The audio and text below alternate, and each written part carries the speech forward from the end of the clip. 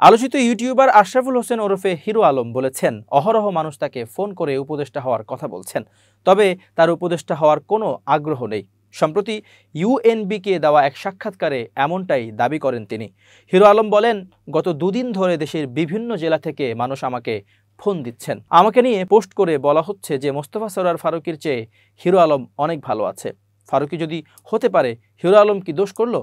মোস্তফা সরোয়ার ফারুকীকে উপদেষ্টা করার প্রসঙ্গে হিরো আলম বলেন, হিরো আলম কথা বলতে পারে, মানুষের পাশে দাঁড়াতে পারে, এগুলোই তো জনগণ চায়। ফারুকী ভাই কি হিসেবে উপদেষ্টা হলেন? জনগণ কেন কথাটা তুলে ধরছে? ফারুকী ভাই কি ছাত্র আন্দোলনের সঙ্গে ছিলেন? ছিলেন না।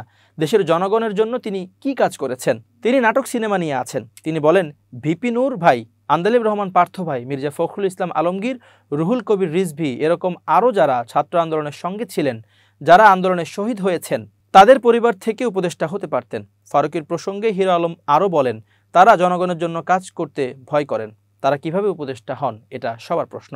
আপনি রাজপথে নিজের বুকটা পেতে দিলেন না কেন? বললেন না কেন আপনারা মারবেন না? আমার একটা ছাত্রকে গুলি করার আগে আমার বুকে গুলি চালান, তাহলে বলতাম ছাত্র আন্দোলনে ছিলেন। তিনি বলেন, দেশের কোনো জায়গায় দুর্যোগ হলে তাকে আমি এক পোটলা মুড়ি নিয়ে গিয়ে পাশে দাঁড়াতে দেখিনি। কোথাও একটা লোক বিপদে পড়লে তাদের প্রতিবাদমূলক কথা বলতে দেখিনি।